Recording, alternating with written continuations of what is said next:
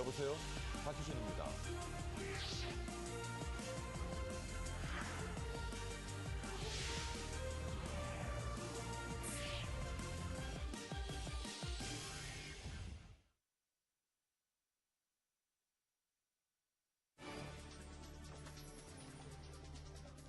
뉴욕 증시가 스페인 리스크 재발 우려와 미국 2분기 경상수지 적자 규모가 큰 폭으로 개선됐다는 호재 속에서 방향을 잡지 못하고 혼조세로 마감했습니다.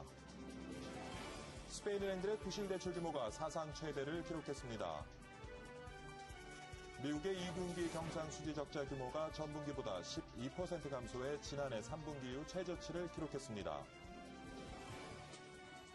미 국채 최대 보유국이던 중국의 보유량이 2개월 연속 감속하다 다시 증가하면서 외국 전체 보유량도 최고치를 기록했습니다.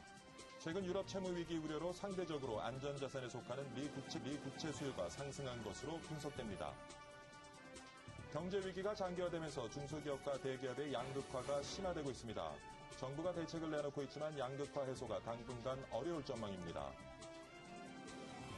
한국 경제가 연 3% 미만 성장을 의미하는 서브 3시대 진입 초읽기에 들어갔다는 전망이 나왔습니다. 저성장 영향으로 청년 실업과 경제적 궁핍, 자살률 증가, 묻지마 범죄 등 사회 혼란도 초래될 것이라는 분석입니다.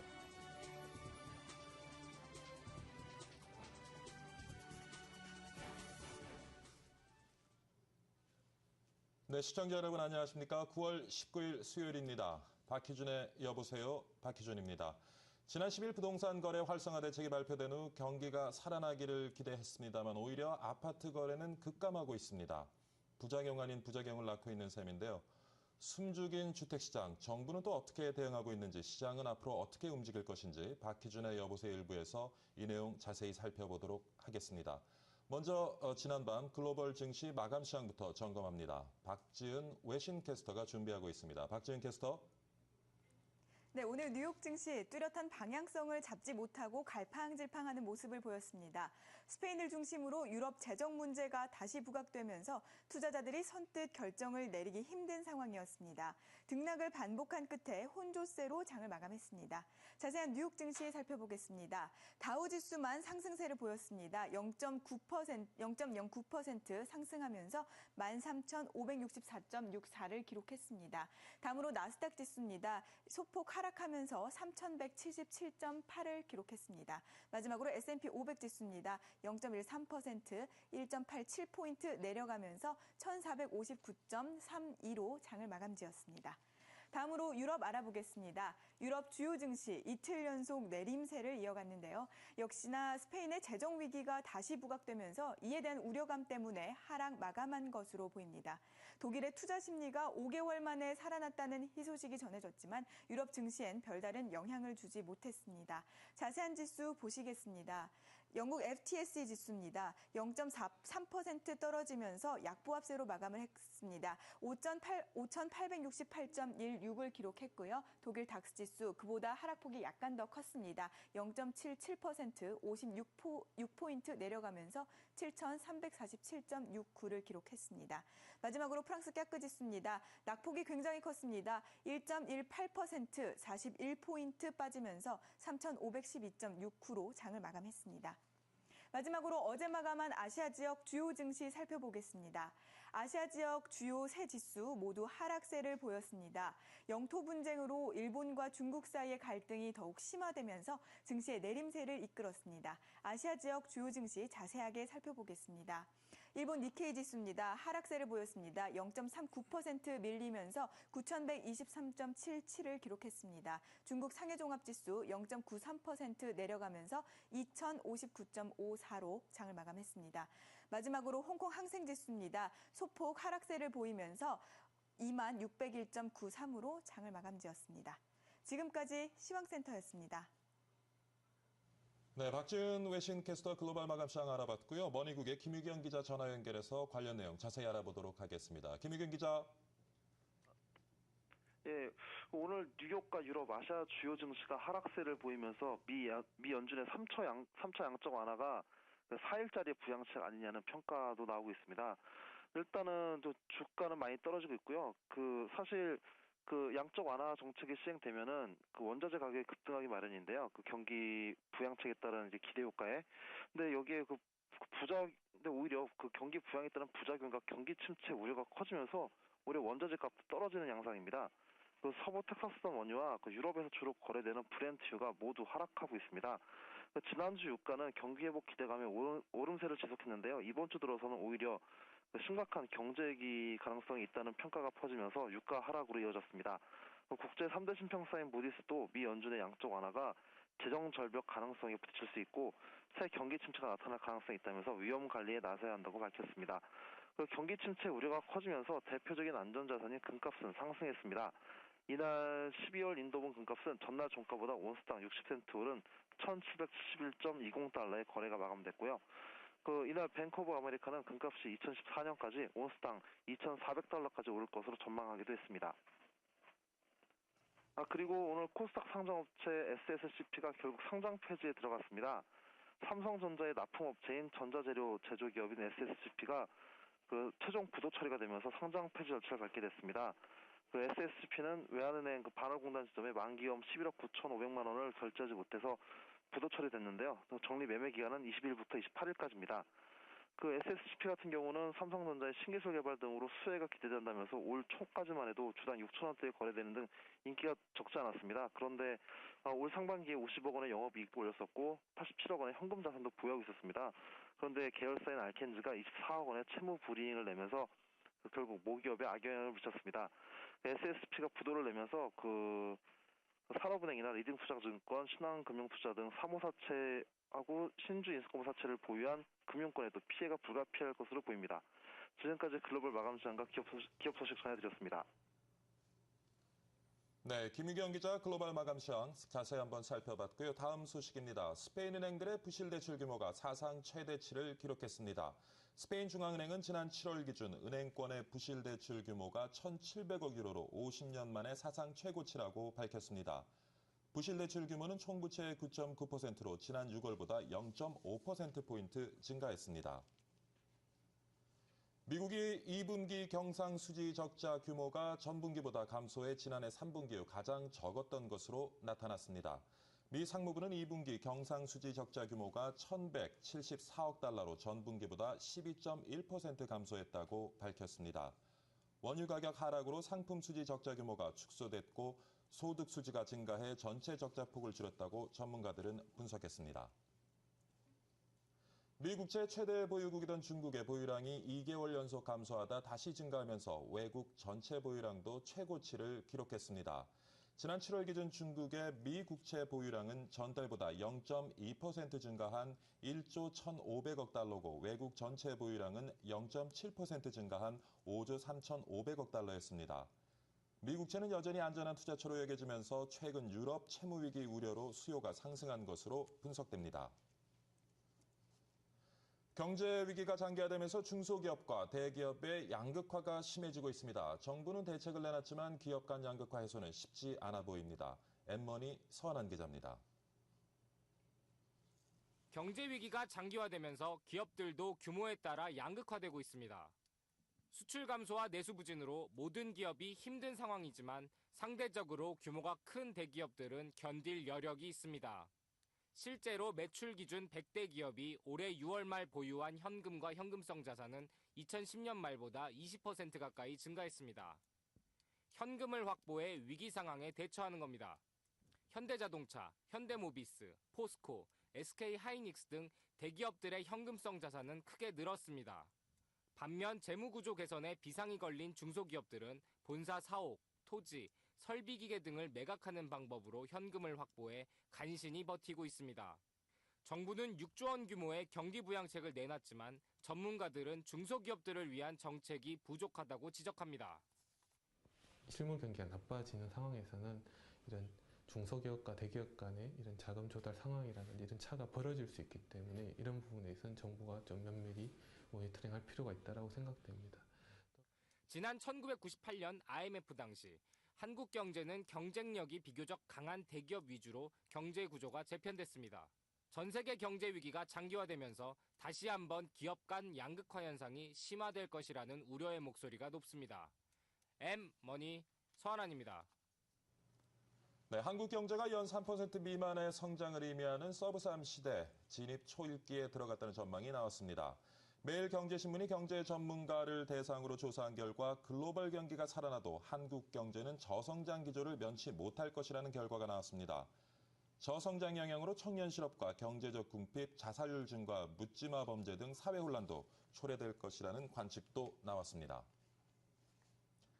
수출입은행은 중소중견 수출 기업에 대한 무역금융을 1조 원 확대한다고 밝혔습니다. 수는 이를 위해 최근 정부로부터 1,000억 원의 자본금을 새로 출자받았으며 무역어음 재할인의 지원금을 활용하게 됩니다.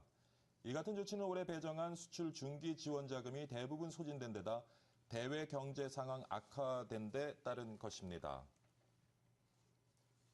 정부가 최근 미분양 아파트를 사서 5년 안에 팔 경우 양도세를 면제해주는 주택거래 활성화 대책을 내놨는데요. 건설사들도 이번 기회에 미분양 아파트들을 털어내려고 앞다퉈 파격적인 조건으로 박앤세일에 나서고 있습니다. 장남식 기자가 전합니다. 최근 건설사들이 미분양 아파트에 대해 파격적인 마케팅에 나서고 있습니다. 정부가 내놓은 양도세 감면 정책의 시행 시기가 아직 정해지지 않았는데도 미분양 아파트에 대한 수요자들의 문의가 늘고 있기 때문입니다. 분양가를 10에서 30% 깎아주거나 발코니를 무상으로 확장해주는 것은 기본이고 심지어 집값이 떨어지면 보상해주겠다는 곳도 있습니다.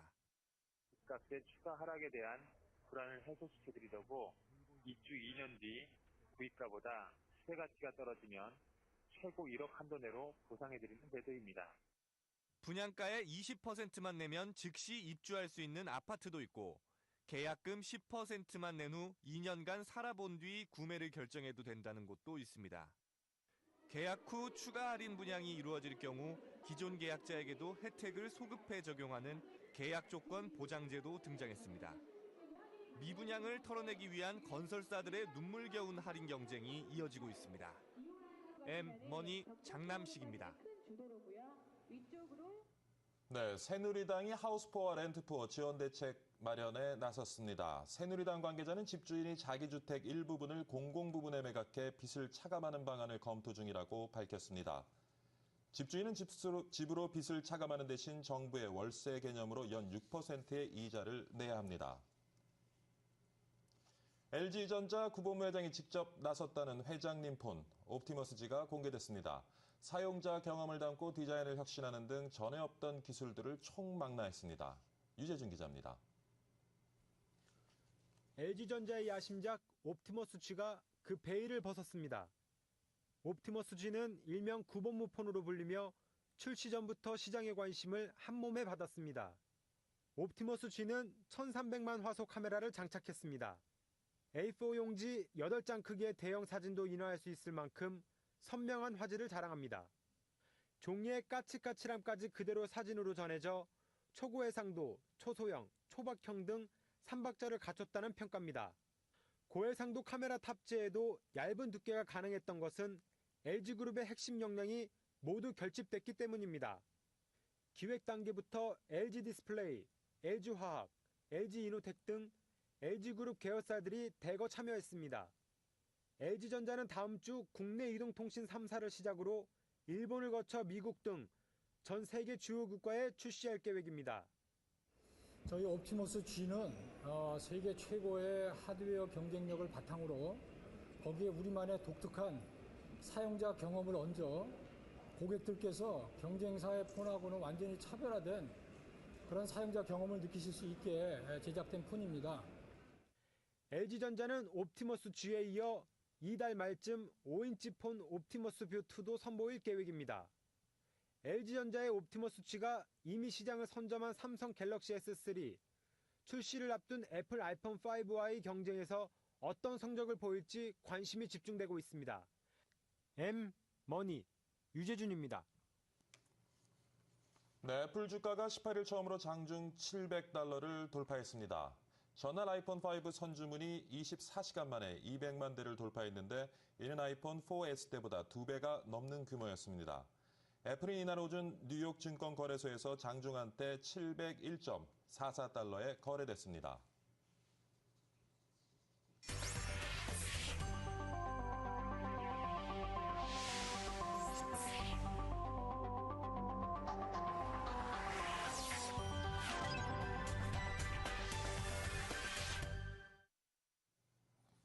네, 박희준의 여보세요. 첫 번째 이슈 짚어봅니다. 앞서 말씀드린 대로 지난 10일 정부가 경기 부양 대책으로 취득세, 양도세 한시 감면 방안을 내놓았죠. 그런데 대책이 발표된 이후에 서울 아파트 거래량이 급감했습니다. 지난 8일간 17건 거래에 그친 것으로 알려졌습니다. 세금 감면이 확정된 이후에 주택을 매매하겠다는 심리 때문인 것으로 분석이 되는데요. 그러자마자 이제 어제 여야 모두 합의를 해서 취득세 양도세 한시 감면 방안을 조속히 처리하기로 했습니다. 하지만 과연 이 조치가 취해지면 부동산 시장이 활기를 찾을 수 있을지 여전히 의문입니다. 이 내용 전문가와 함께 오늘 자세히 짚어보도록 하겠습니다. 부동산 가치투자연구소의 배은용 이사 스튜디오에 나와 계십니다. 안녕하십니까, 이사님? 안녕하세요. 네, 이른 시간 출연 감사드립니다. 네. 정부가 대책을 발표하기 전과 후 주택 거래량 지금 감소 현상이 뚜렷하게 나타나고 있는데 지금 현재 부동산 시장 한번 좀 짚어주시죠. 예, 말씀하신 대로 9월 10일 정책 발표 이후 예상보다 부동산 시장의 혼란은 큰 것으로 나타났습니다. 정책 발표 이후 서울 25개 구에 총 17건으로 거래량은 총 17건으로 9월 한 달만 봤을 때도 정책 발표 전과 비교해 거래량이 약 87% 감소한 것으로 나타났습니다. 현재 미분양 아파트가 많은 경기도나 전국적으로 권역을 넓혀보면 주택거래 실종은 더욱 심각한 수준이라고 볼 수 있겠습니다. 현재 부동산 침체의 가장 큰 요인 중 하나가 매수 심리 위축인데요. 정책 발표 이후 관망세가 짙어지면서 매수세가 실종되었다고 볼 수 있습니다. 네, 그래서 뭐 여야가 내일 이제 기획재정위원회와 그다음에 행정안전위원회에서 취득세 양도세 감면 방안을 이제 상정하기로 합의를 했다고 하는데.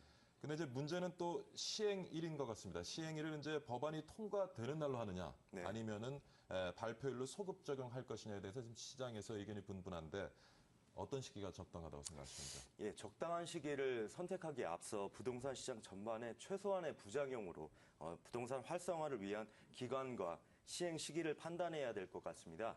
법안이 통과되는 날로 결정이 된다면 정부 정책에 대한 불신이 더욱 커져서 장기적인 부동산 시장에 악영향을 미칠 것으로 보이고요. 발표일로 소급 적용하는 게 정책 신뢰도 면이나 시장에 가장 적은 파장을 일으킬 것으로 보입니다. 네. 그러면은 지금 그 발표일로 해야 된다는 소급 적용해야 된다는 말씀이시죠? 네, 그렇습니다. 그러면 그 부분에 대해서 미리 좀 얘기를 했어야지 그렇지 않은 바람에 지금 발표한 날로부터 지금까지 거래량이 급감하고 있고요. 그런 문제도 조금 더 신중하게 접근이 되었어야 되지 않나 하는 생각이 좀 더 광범위하게 좀 토론을 통해서 정책이 좀 나왔어야 되는데 좀 급하게 나온 면도 없지 않아 있습니다.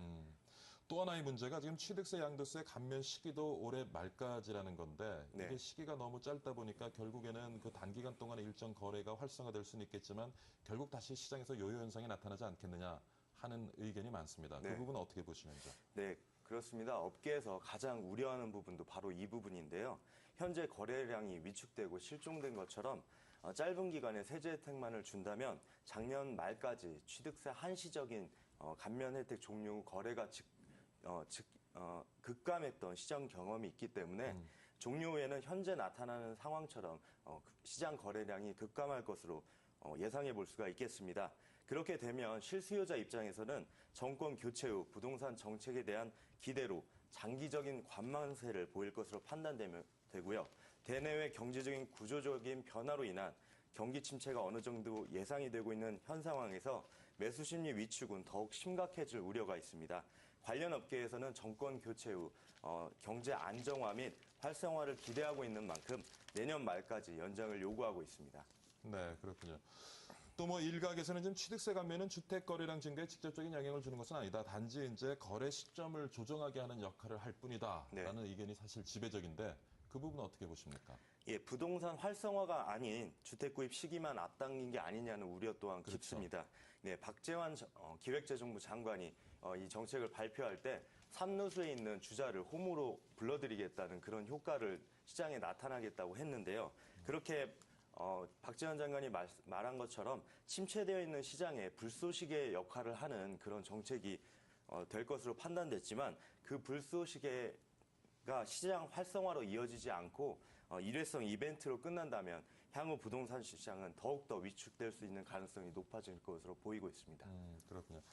제가 오늘 지금 그 매일경제 신문 이면 기사를 보니까요. 네. 2012년 말까지 취득한 미분양 주택은 향후 5년간 양도세를 100% 감면한다라고 해서 네. 업계는 이제 연내에 발생하는 모든 미분양 주택을 12월 말까지 계약하기만 하면 네. 양도세 혜택을 받을 수 있는 것으로 판단을 하고 있는데 네. 사실 그게 아니라면서요. 그렇죠. 초기 입장하고 약간 좀 변경이 됐습니다. 예, 예. 업계에서 큰 혼란이 일어나고 있는 이유 중에 하나인데요.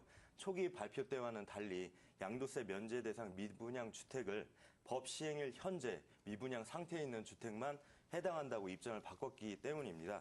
그렇게 되면 정식 계약을 마치고 안 팔린 잔여 가구에만 해당되기 때문에 혜택을 받을 수 있는 대상이 대폭 감소하게 됩니다. 업계에서는 미분양을 조장하는 역효과를 우려하고 있고요. 또한 매수자들은 아파트 청약을 포기하고 선착순으로 미분양을 사겠다는 입장으로 정책에 대한 신뢰도 또한 낮아지고 있고요. 매수 시기에 대한 혼란을 빚고 있는 게 사실입니다. 예. 사실 이제 뭐 부동산 경기가 이렇게 가라앉으면서 일각에서 취득세, 양도세 얘기를 많이 했는데 네. 사실 이제 취득세, 양도세 감면하는 정책이 나오는 것도 사실 어떤 시장의 상황을 제대로 반영해서 적절한 시기와 적절한 내용을 담지 못한 것이 아닌가 그런 생각이 들고요. 네. 그렇다면은 지금 추가적으로 좀 필요한 대책 어떤 것이 있으리라고 생각하시는지요? 일단 구매 심리 위축된 상황을 좀 반전시키는 게 필요한데요. 지금 현대 부동산 시장이 가장 위축되어 있다고 볼 수 있는 게 구매력 있는 중산층이 구매를 하지 않고 구매를 하고 있지 않기 때문에 근본적으로 주택 거래를 할 수 있는 근본적 대책이 필요하다고 말씀드릴 수 있겠습니다. 저는 그 방법을 금융에서 찾을 수가 있겠는데요.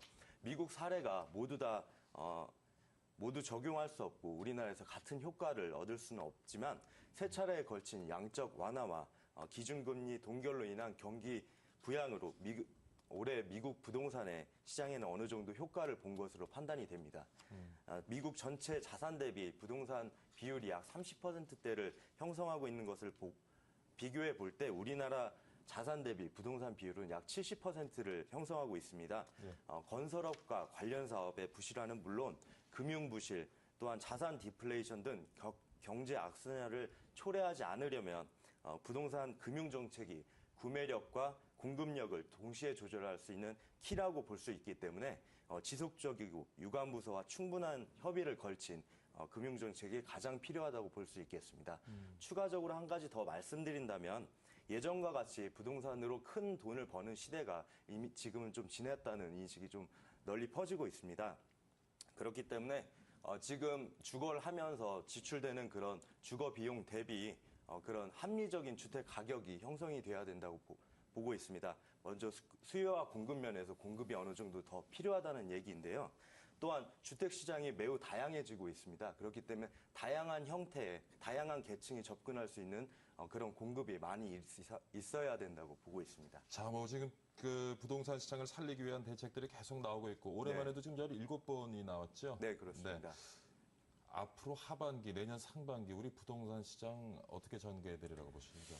지금 대선을 앞두고 있고 여야가 힘겨루기를 계속하고 있는 현 상황에서 지금 어느 정도 실질적으로 부동산 시장에 큰 그런 어떤 기대를 할 만한 정책이 나오기는 어렵다고 보고 있습니다. 그리고 그게 시행할 수 있는 시간도 그러면 기대할 만한 정책은 어떤 것이 있어요? 네, 지금 제가 보기에는 나올 만한 건 지금 다 나온 것 같거든요. 예, 그렇습니다. 근데 이게 좀 유관부서와 장기적이고 지속 가능한 정책이 좀 필요하다고 볼 수가 있겠는데요. 앞에서 말씀드린 그런 금융 정책을 말씀드렸는데 그런 어떤 주택을 구입하기 위해서 금리라든지 장기적인 어떤 그 자금 계획에 이상이 생기지 않는 그런 금융 정책이 가장 필요하다고 볼 수 있겠습니다. 필요한 금융 정책 구체적으로 좀 어떤 것이 있을 수 있을까요? 예를 들면 뭐 초기 주택 구입 자금 이율을 좀 더 낮춰준다거나 예. 아니면 지금 현 상황에서 지금 DTI나 이런 것들도 어느 정도 규제를 더 풀어주고요. 예. 그다음에 그 추가적인 그런 자금의 여력이 어려워졌을 때도 그거를 어느 정도 이겨낼 수 있는 그런 금융 정책이 필요하다고 볼 수 있겠습니다. 네. 근데 또 섣부르게 잘못 또 그런 정책들을 시행했다가 네. 오히려 또 지금 사회적으로 많이 문제가 되고 있는 하우스푸어 같은 유사한 문제들이 더 양산되지 않을까 하는 고민도 있을 텐데 어떻게 네. 보시는지요?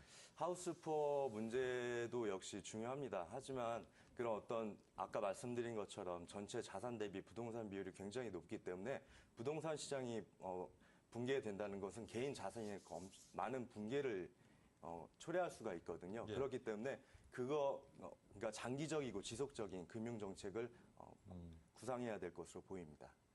조금 더 깊은 고민을 하고 조금 더 네, 그렇습니다. 체계적으로 접근이 돼야 된다는 네. 말씀이시죠. 네, 오늘 요즘 논란이 일고 있는요, 취득세, 양도세 감면, 우리 부동산 시장에 어떠한 영향을 미칠 수 있을지, 오늘 부동산 가치투자연구소의 배은영 이사님 스튜디오에 모시고 자세히 한번 알아봤습니다. 오늘 이런 시간에 출연해서 수고 많으셨습니다. 감사합니다. 네, 감사합니다.